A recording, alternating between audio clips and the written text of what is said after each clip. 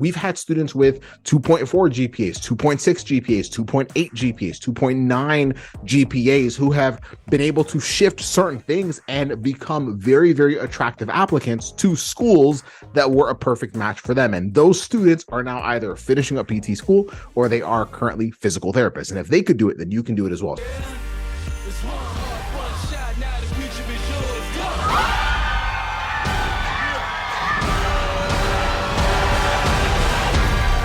Turning dreams into reality.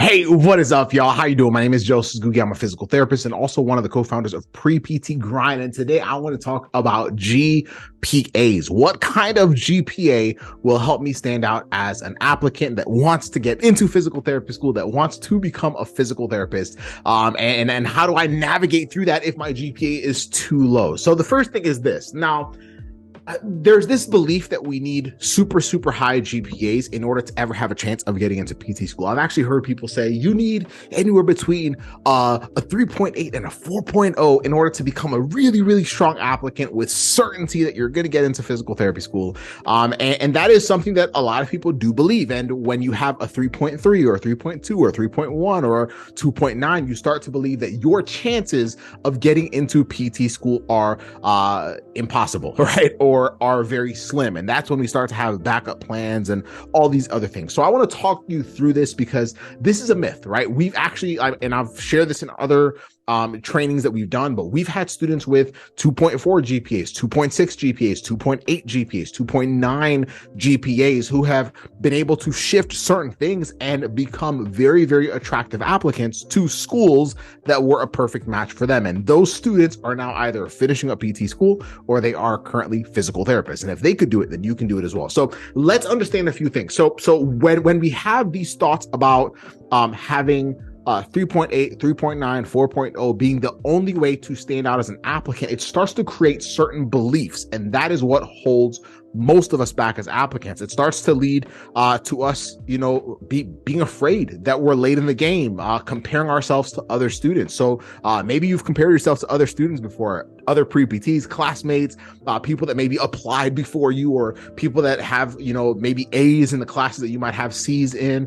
And you also never feel good enough, right? So as an applicant or as a student, you always feel like you're just not up to par. You are not good enough. And it just creates these negative beliefs and doubts. Man, what if I'm putting all this work into becoming a physical therapist and it just doesn't work out? Like, what if it doesn't work out, right? And so that fear is what holds so many students back. And so there's a few things that, if that is you, if you are a low GPA student, there's a few things that I want you to start shifting. So the first one is to basically let go of this idea that perfectionism is the only way to get accepted into PT school, because the reality is whatever you feel your biggest obstacle is, if it's a GPA or something else, GRE or whatnot, there's been other students who have been in the exact same position as you who have been able to figure it out and have been able to get into physical therapy school or into their profession of being a physical therapist. And so if they could do it, then you can do it as well. But we have to unlearn this idea of perfectionism that's basically leading us to compare ourselves to other students and whatnot. So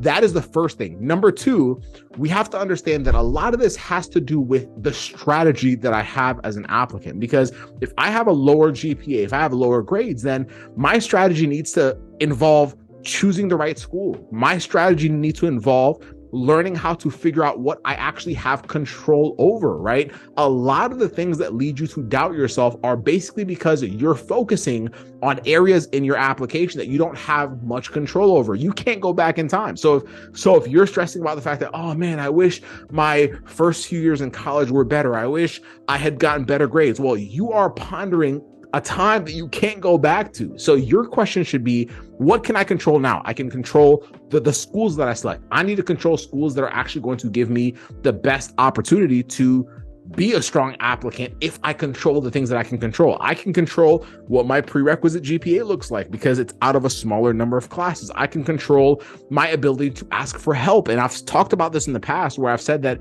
asking for help is actually a strength, right? So I can control that. I can control my mindset about all this. I can control how I filter noise, right? So if I have family members or friends or other students that are increasing my doubt, I have control over my ability to filter that out so that I can focus on the best case scenario. Because the reality is, you can either focus on the worst case scenario, which leads to anxiety and overwhelm, and you basically feeling like it's impossible to ever become a physical therapist, or I can focus on the best case scenario, which gives you the ability to think about what all the next steps are, or how you can get help or support, or what other students have done to make it work. And it just gives you a lot more motivation and basically energy to do the things that will help you take the right actions and ultimately get into physical therapy school. So which one do you want? Do you want to focus on the worst case scenario and basically let it become a self-fulfilling prophecy? Or do you want to focus on the best case scenario, knowing that other students have been in the exact same position as you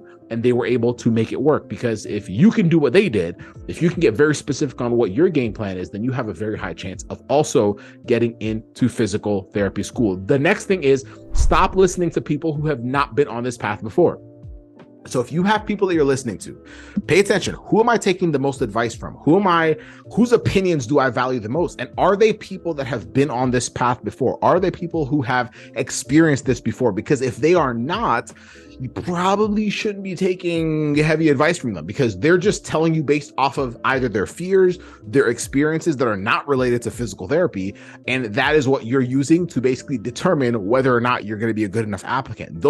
That's the advice that's usually going to lead you to have a backup plan, or that's the advice that's usually going to lead you to think, well, maybe I'll give it one shot. If it doesn't work out, maybe it's not meant to be. Like, y'all, have you ever thought that to yourself? Well, if I can't get a better grade, maybe it's not meant to be. What? Like, look, if you know for sure that this, if I were to ask you, is there another career that you want to be more than becoming a physical therapist? If you'd say yes, then okay, maybe you haven't finalized your decision on what you want to do, and yes, explore that. But if you're like, nope, this is the only career that I can see myself doing, then use that as proof that you're on the right path, and you should not be considering a backup career. Your job right now is to figure out, how can I be better as an applicant by learning how to control the things that I have the ability to control. And if I don't know how to do that, I need to find someone that can help me do that. Does that make sense?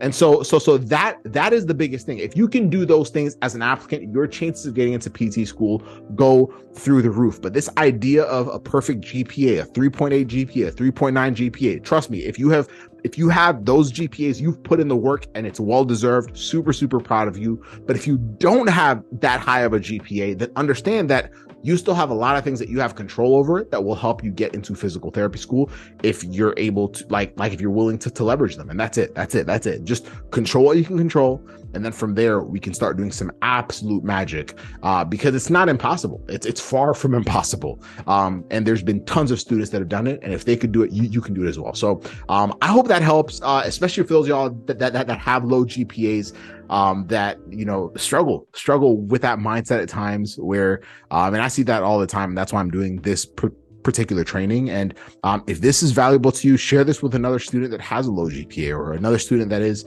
doubting their ability to be a strong applicant, and hopefully it'll inspire them as well. And of course, be sure to like, subscribe. And if you're like, yo, I want some action steps, I want some tools, I want some help with this, then go to www.ptschoolacceptance.com, ptschoolacceptance.com, and we'll get you started. Have an amazing rest of your day. We'll see you on the next training. Bye.